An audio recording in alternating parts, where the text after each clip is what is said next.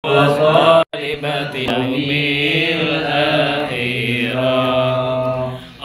اللهم صل وسلم على سيدنا محمد صاحب البشرى صلاة تبشرنا بها وأهلنا وأولادنا وجميع مشايخنا.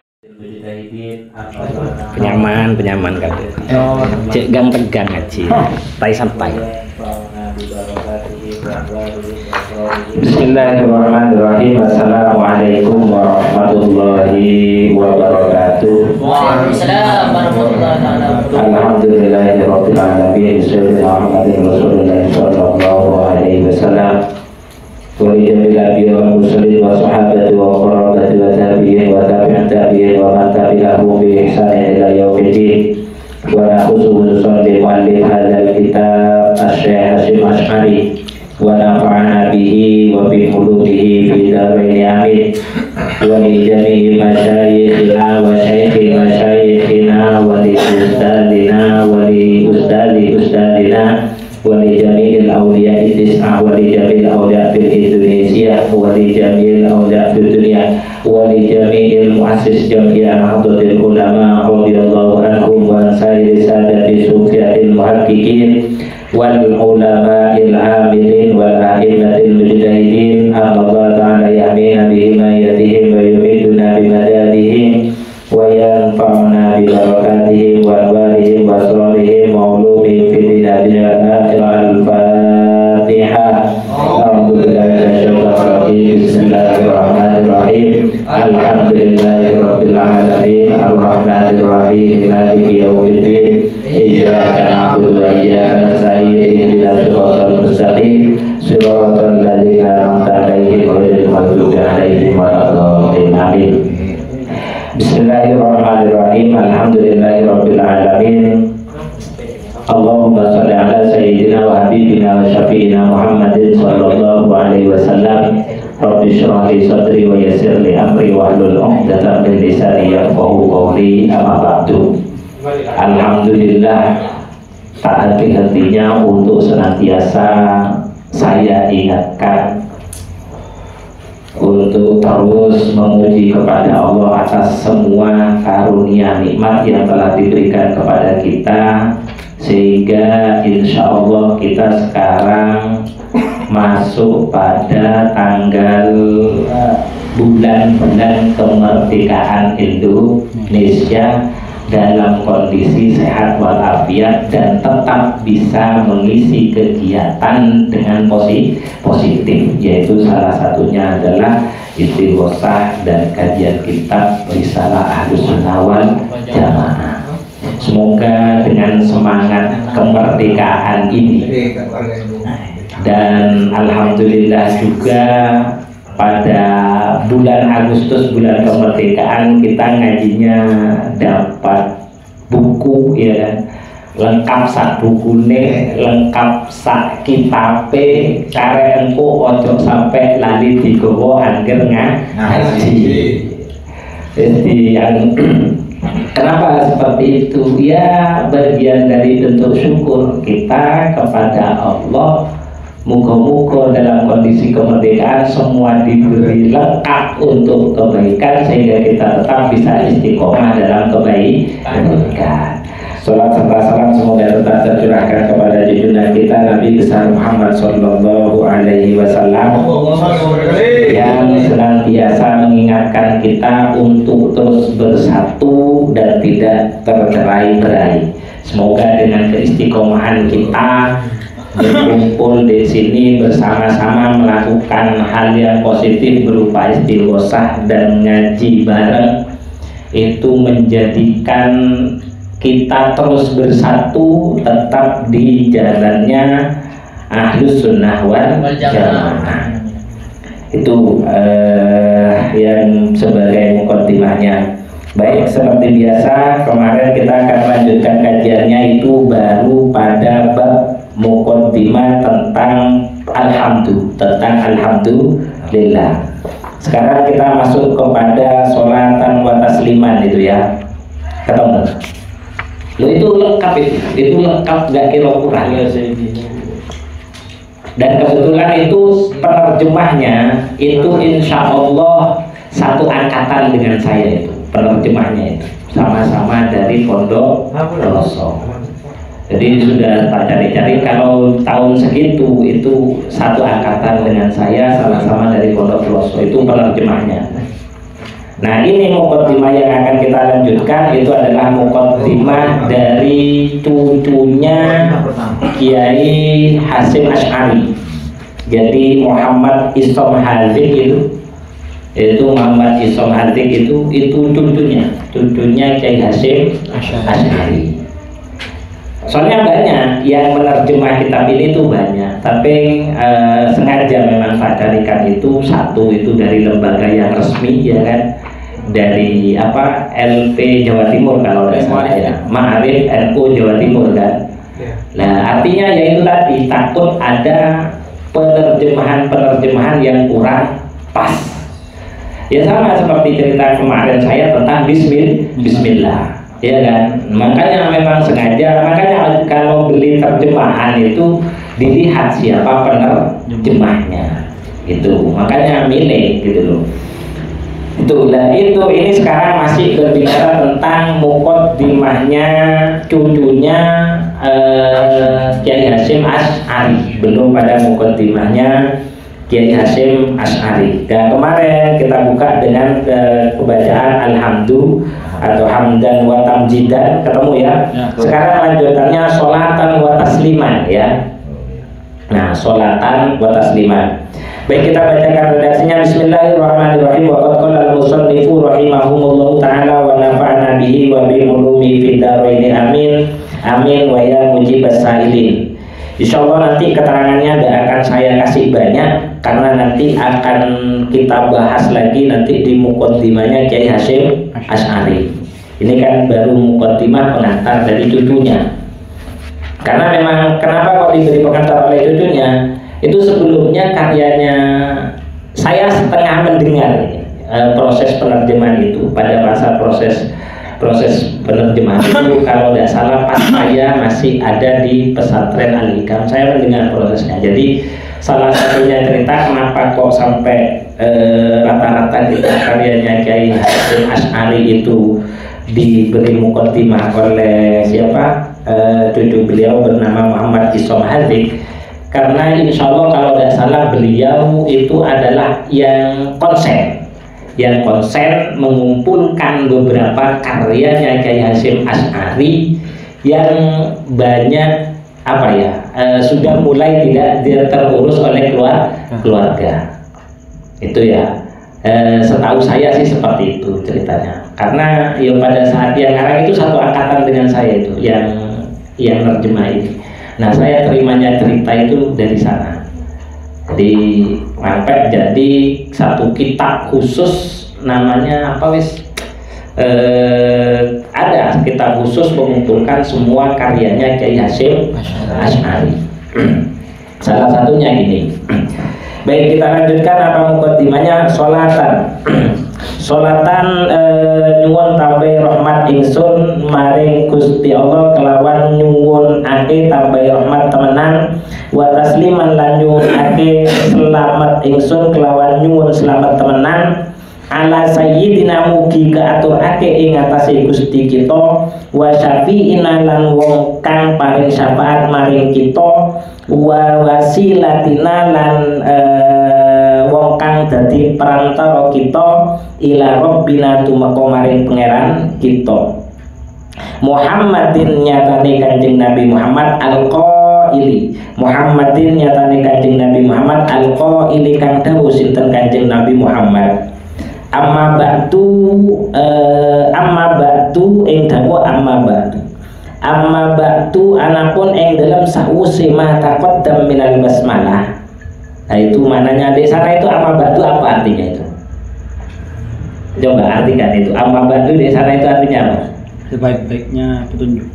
Ya, setelahnya Rasulullah yang menjadi wasilah kita kepada Tuhan kita, yaitu Nabi Muhammad yang berkata terus yang telah bersabda sesungguhnya benar. Nah, langsung yang telah bersabda sesungguhnya, ya kan. Padahal masih ada ma batu. Di bahasa Arabnya masih ada ma batu, ya kan. Amma batu itu adalah kalau bahasa Arabnya aima taqaddama minal basmalah wal hamdalah. Jadi setelah kita sudah membaca alhamdulillah dan sholawat, baru kita akan membicarakan sesuatu. Artinya di sini dipertegas bahwasanya biasakan kita sebelum kita menyampaikan sesuatu itu awali baik itu doa ataupun perkataan ketika memimpin dengan alhamdulillah dan sholawat. Nah, ya amma ba'du itu aima taqaddam minal basmalah wal hamdalah. Jadi setelah kita membaca alhamdulillah dan sholawat, izinkan saya untuk menyampaikan sesuatu. Jadi kayak gitu. Nah, itu perlu ditradisi. No. Jadi lek sampean ngomong itu ojo langsung. Lek kemarin kan sudah dapat bismillah. Makanya awali dhisik bismillah, mari ngono alhamdulillah sholawat. Ngomong Mas. Lah karena itu toh keterangannya itu. Jadi amma ba'du itu aima taqaddam minal basmalah wal hamdalah. Dan sampean lihat semua kitab itu rata-rata seperti itu. Makanya kabeh wong orang pidato itu seperti itu. Kenapa? Nanti kita jelaskan. Kita baca dulu aja. Al-Qail kang dawuh sinten Kanjeng Nabi Muhammad. Isine dawuh fa inna asdaqal hadithi.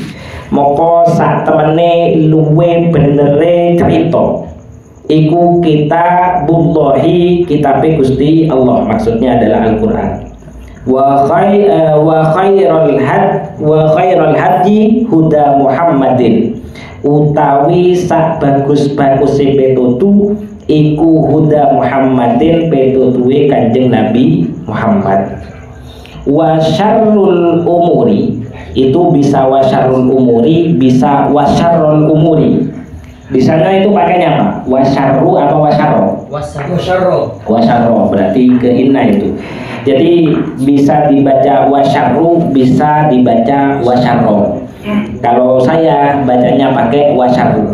Wasyarrul umuri utawi luwe eleke perkara iku muhdatsatuha piro-piro perkara anyar tekone umur, sesuatu yang baru. Wa kullu muhdatsatin bid'atun, wa kullu muhdatsatin bid'atun utawi sakabehane perkara-perkara kang anyar iku bid'atun aran bid'ah. Jadi segala sesuatu yang sifatnya baru itu artinya namanya adalah bid'ah.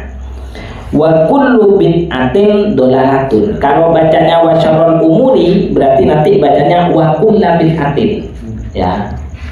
Wa kullu bid'atin utawi saben-saben bid'ah iku dolalatun sasar. Jadi setiap yang dinamakan bid'ah itu tersesat. Wa kullu dolalatin utawi saben-saben kesesatan iku finnari sesuk bakal mlebu ing dalem neraka.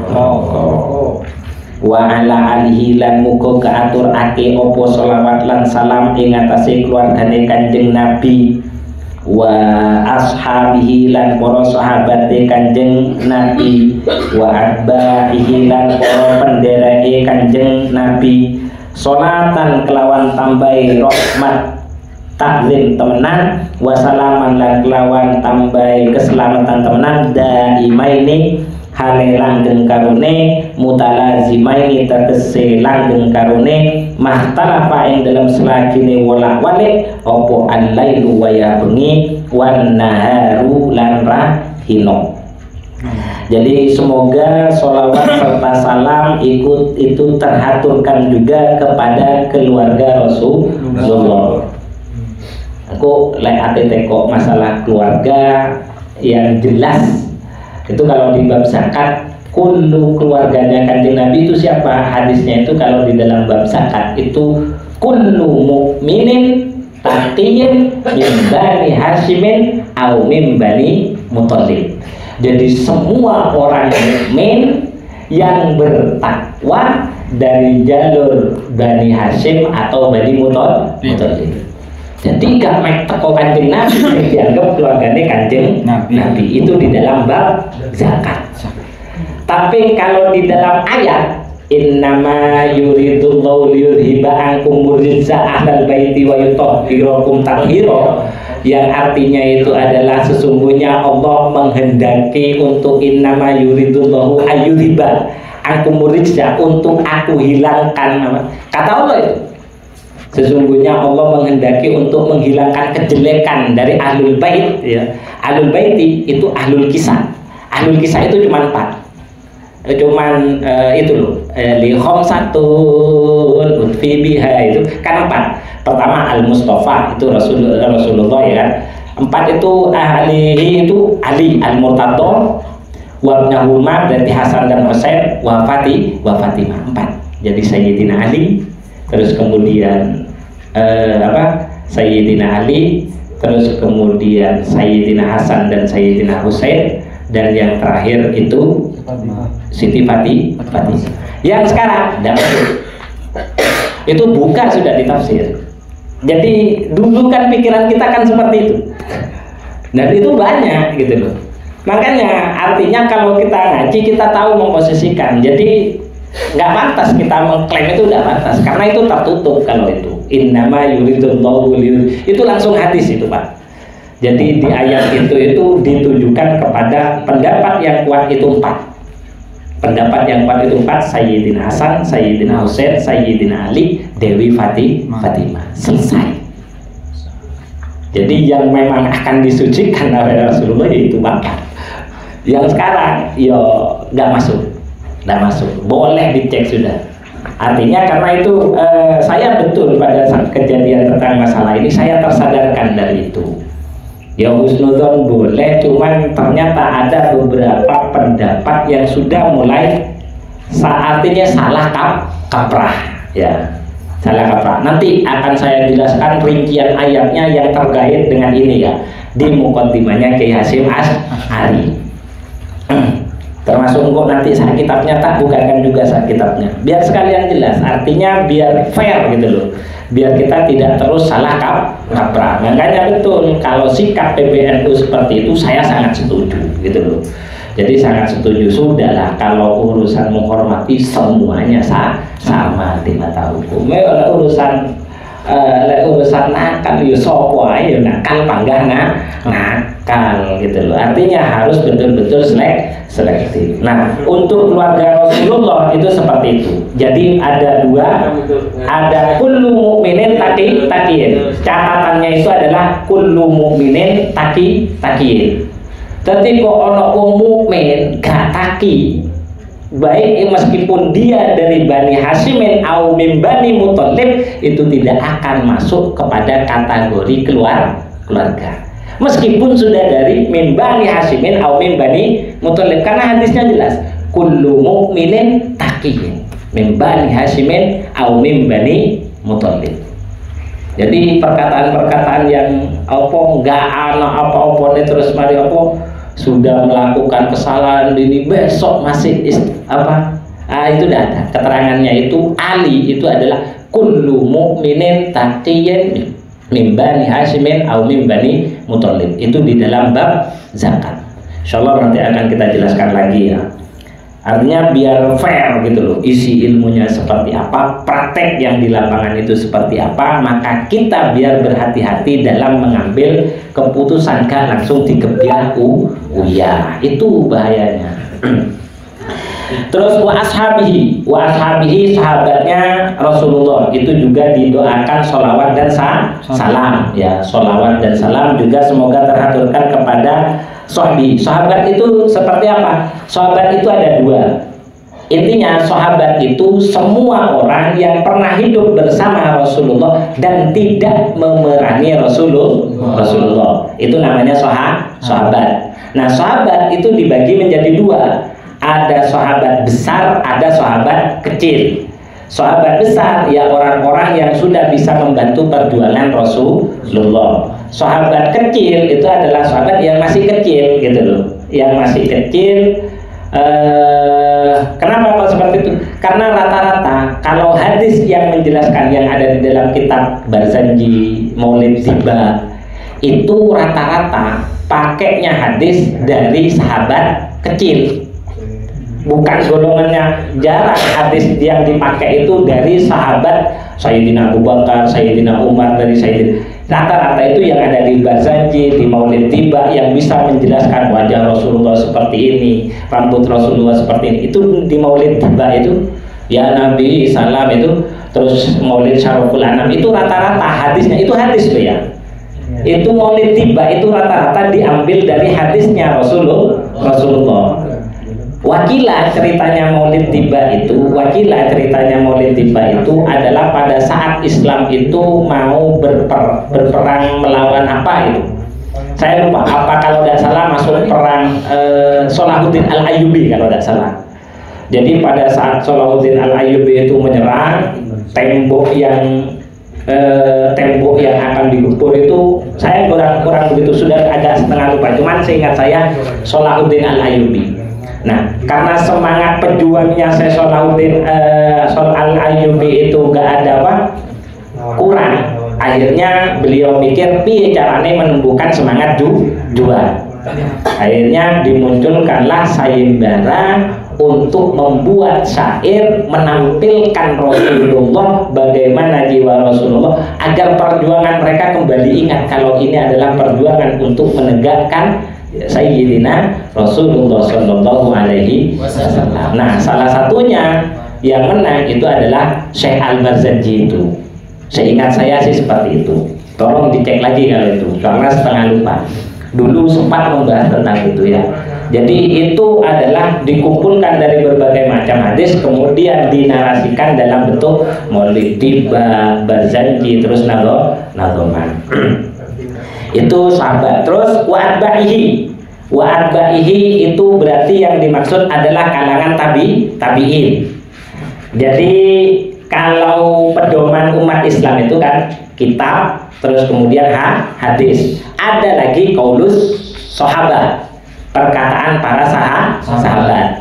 Jadi apa yang disampaikan oleh para sahabat terkait dengan apa yang disampaikan oleh Rasulullah, kan biasanya kadang menurut pemahaman sahabat itu seperti apa? Seperti ayat inilah tentang bima kasabat aydin nas itu loh. Saya lupa ayatnya, cuman isinya bahwasanya semua kecelakaan yang terjadi di muka bumi ini itu disebabkan adalah apa yang dilakukan oleh manusia.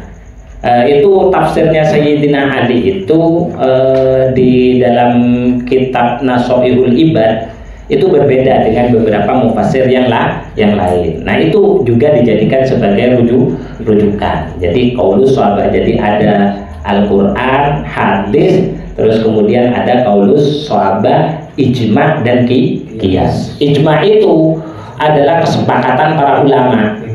Jadi untuk hal-hal yang belum terjadi di kalangan Rasulullah tapi di kalangan sahabat dan di kalangan para imam dan itu diijmakan, semua sepakat, tidak ada yang menolak, itu juga dijadikan landasan hukum. Nah, untuk qiyas itu sifatnya, contoh ini kayak najisnya anjing. Di mazhab Syafi'i kan anjing itu dibuat najis. Itu keterangannya di dalam Al-Quran itu tidak ada. Cari sudah sama. Di dalam Al-Quran itu tentang anjing. Anjing itu najis, tidak ada itu. Di dalam hadis pun, seingat saya untuk anjing itu najis itu liurnya. Tapi kalau Imam Syafi'i tidak, total najis. Makanya kalau di dalam kitab I'anah, pendapatnya Imam Malik, anjing tidak najis. Dan salah satu, banyak sampai ada penjelasan di dalam kitab Kasyifatus saja itu dijelaskan ada beberapa keistimewaan anjing yang tidak dimiliki hewan lain.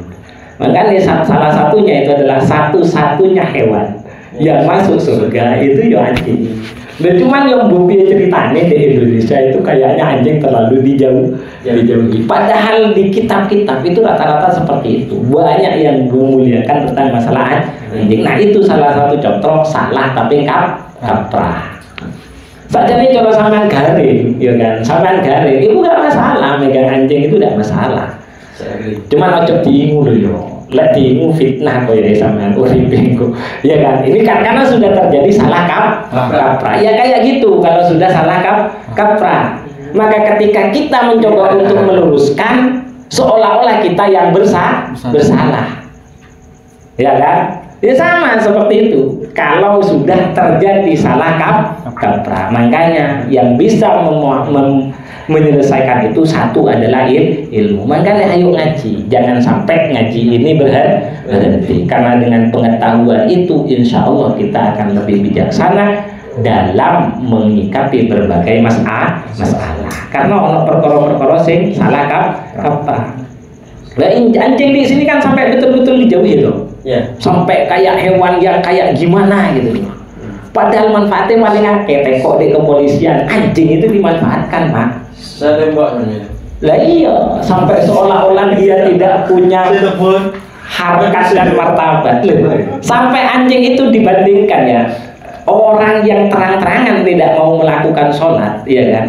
Itu masih lebih mulia anjing, ya kan? Masih lebih mulia anjing yang sedang kehausan.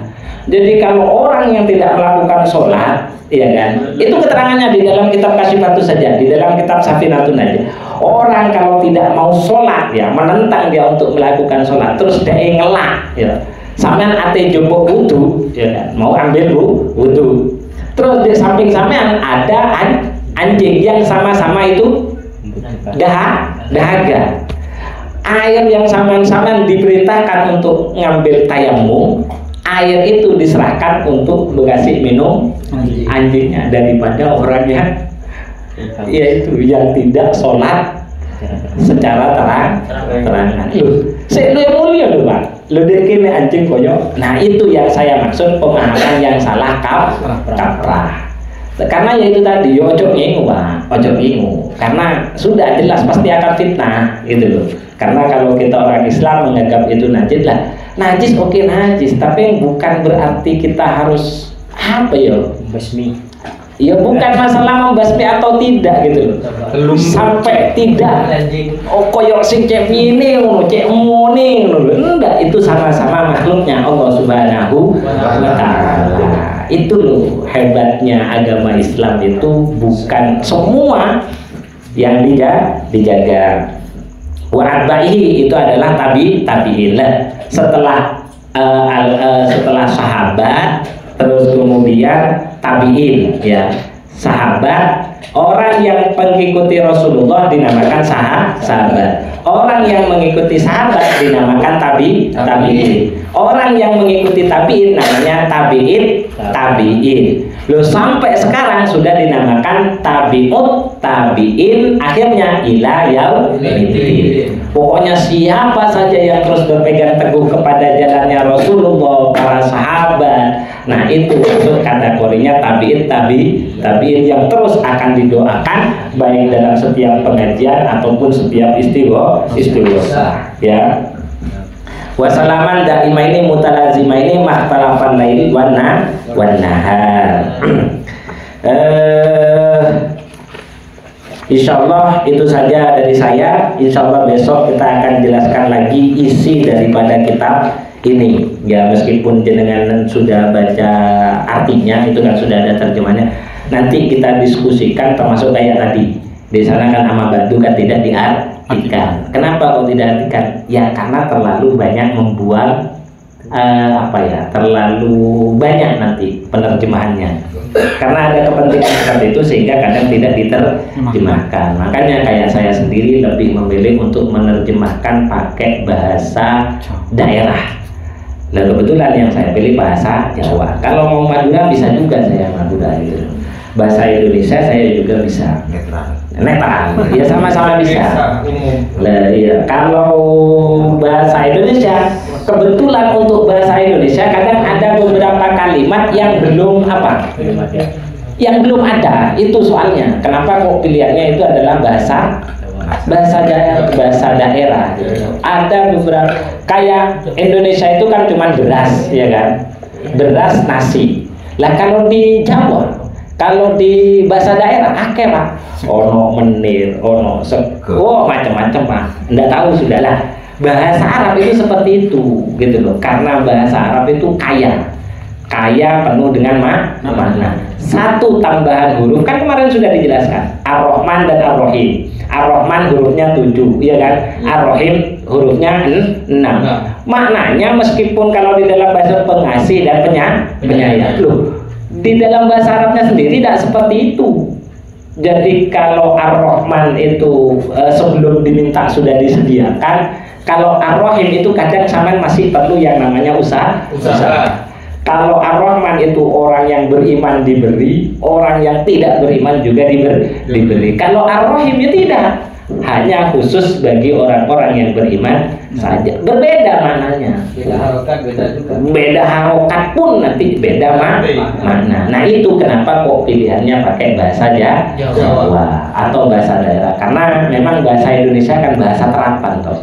Bahasa gabungan dari beberapa bahasa. Itu saja dalam mukadimahnya. Cuman ada hal yang penting tadi karena ingin saya sampaikan terkait sekarang kita itu kan tadi sudah saya singgung bahwasanya alhamdulillah semoga kita tetap diberikan semangat karena sudah dapat kitab yang baru dan di bulan kemerdekaan.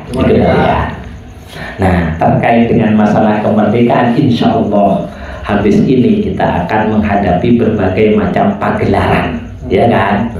Dan cuman masalahnya sampean mau ngakoni utawa orang dari berbagai macam pagelaran sekarang sudah banyak bergeser hanya ingin menunjukkan kesenangan. Nah itu persoalannya yang pengen saya ingatkan karena kita sebagai berdiri sebagai ormas sosial keagamaan, maka mau tidak mau tetap harus kita suarakan. Oh gak setuju karena apa? Tidak, bukan saya tidak setuju, cuman tolong kan sampean sadar tuh kalau kemerdekaan Indonesia itu tidak diraih karena banyaknya dan hebatnya senjata. Iya kan? Karena kenyataan perang Indonesia dalam sejarah yang tercatat itu pakainya bambu runcing, musuhnya pakai pedang. Sing sampean lagi ini tembak dia entek lah, ya kan? Tapi kan banyak cerita pada saat itu. Sehingga kita sadar kalau kemenangan Indonesia itu murni karena pertolongan Allah Subhanahu wa Ta'ala. Sampai di sini clear ya, jelas ya. Maka ketika kita sadar bahwasanya itu adalah pertolongan dari Allah Subhanahu wa Ta'ala, ayatnya itu juga ada Pak. Ayatnya itu An-Nasr.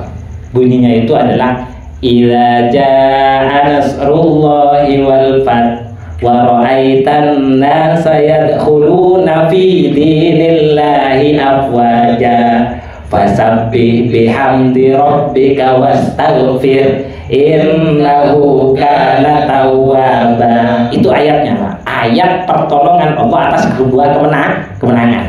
Karena pada saat itu perjuangannya Rasulullah kan idza jaa ketika sudah datang. Idza jaa nasrullahi pertolongan Allah.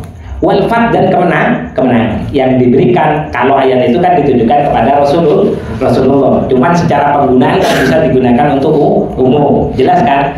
Ketika sudah Allah memberikan pertolongan dan kemenangan, saya dahuluna fi dinillahi afwaja, maka akan masuk kepada agama Allah secara berbondong-bondong. Jadi pada saat itu kan Rasulullah kan datang sendirian, ya kan, sendirian menyebarkan agama Islam. Begitu diberikan kemenangan, akhirnya melepuh. Tapi yang jelas itu bagian dari pertolongan. Tadi kan berbicara tentang masalah pertolongan dan kemenangan yang diberikan oleh Allah. Nah, lanjutan ayatnya ini. Kalau kita jadi idza jaa nasrullahi wa ra'aitan nasa yadkhuluna fi dinillahi afwaja. Apa lanjutan ayat? Fasabbih. Maka kalau ketika engkau sudah mendapatkan pertolongan dan kemenangan, fasabbih, berbacalah tasbih. Apa yang dibaca? Bihamdi rabbika, dengan terus memuji nama Tuhanmu. Yang kedua, wastaghfir, membaca istighfar. Terus innahu kana tawwaba, sesungguhnya Allah adalah zat yang maha memberikan ampun atau menerima taubat. Jelas. Sehingga tahu toh, merayakan sebuah kemenangan, sebuah pertolongan yang diberikan oleh Allah ada berapa? 2. Ake maca tasbih dengan memuji Allah dan kemudian membaca istighfar. Apakah seperti itu toh? Oh, enggak. Apakah nanti karnaval itu satu? Oh, tidak. Tapi oke lah. Yang penting pesannya jelas. Hamdun kemarin apa artinya? Yaitu tidak lain pujian. Yang dikatakan alhamdulillah itu adalah pujian, rasa syukur, pujian yang memang tujuannya adalah mengagungkan Allah. Nilainya ada itu. Maka kalau kita mau wujudkan dalam bentuk pagelaran, maka bagaimana pagelaran itu tetap menghasilkan dan tidak membuat orang lain lupa kalau kemerdekaan itu betul-betul pemberian dari Allah. Atau paling tidak memunculkan rasa sedih bagaimana perjuangan para ulama dan para pejuang dulu memperoleh kemerdekaan, sehingga dengan apa yang mereka lakukan sekarang itu bisa beristighfar karena tidak bisa ditukar oleh perjuangan para pendahulu. Harusnya buat kegiatan yang model seperti itu. Makanya biar model yang saya tahu di zaman saya itu biar penampilan kiai ditampilkan, ya kan? Orang sing maca Imam Poncol, ada yang maca Diponegoro, ada yang maca orang yang di Sakera, semua pejuang dan cerita yang di ceritanya orang yang disiksa. Lah itu kan, itu loh. Sekarang enggak geser, wis lah. Nah itu harus menjadi pikiran kita. Mau nggak mau, diakoni nggak diakoni, semua yang berjalan diakoni orang itu pasti ada kemaksiatan, bahkan juga kelalaian. Tapi sulit untuk kita tolak, ya kan? Kan sulit. Kok aku tinggi no sampai ini wis mani tak omongno. Soalnya aku dewe itu kita sendiri kadang ngasih tahu anak saya, ojo melok gak iso Pak. Gak iso. Apa mana yang ada di dunia sekolah ini aturan. Kan gak bisa ditolak. Gak bisa. Nah terus piye kan? Carane piye? Oh, jangan khawatir. Ono alternatif. Ya kan? Iya. Ada di dalam kitab. Kalau memang kita sudah tidak bisa menolak, wis kepokso gitu kaya ngono, ya kan? Lah iya Pak, kita tetap harus berperan aktif, berperan. Ya itu tadi, karena satu banyak juga manfaatnya. Satu, membangun ukhuwah Islam. Itu yo akeh pisan manfaatnya, cuman madorote jelas tidak bisa kita tolak. Ya kan? Makanya saya setuju karena saya masih melihat banyak manfaatnya gitu. Si akeh manfaatnya. Ya. Tapi kalau sudah murni tidak ada manfaatnya, nah itu baru kita tolak. Lah kalau masih ada manfaatnya tapi terpaksa harus kita lakukan, ada alternatifnya. Di dalam kitab Riyadhus Shalihin itu ada dawuhnya Imam Nawawi, hadis juga ini.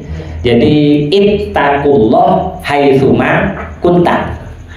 Jadi bertakwalah kepada Allah dimanapun kamu berada. Terus lanjutannya hadis, atbi as-sayyi'ata bil hasanati tamhuha.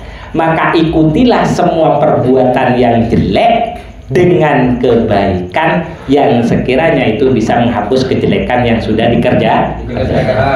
Berdasarkan hadis itu, kalau itu hura-hura bersama-sama tingkat kecamatan, karena kita ada di ormas sosial keagamaan, kita harus punya gagasan mengajak orang lain istighosah dan istighfar yang skalanya juga kecamatan.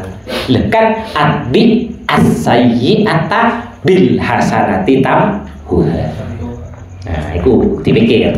Aku yuk mikir Pak, soalnya mulai kemarin ya banyak masukan kayak gitu. Lagi piye kita sudah terima amanah ini, kalau tidak disuarakan fitnah. Oh jelas fitnah Pak, fitnah. Nah maka pikiran kita, ya kita buat kegiatan yang sifatnya itu positif, murni. Istighfar, ya Allah salah si cini, bisa jadi kita gagas istighosah akbar. merayakan kemerdekaan. Oh iso ya Pak.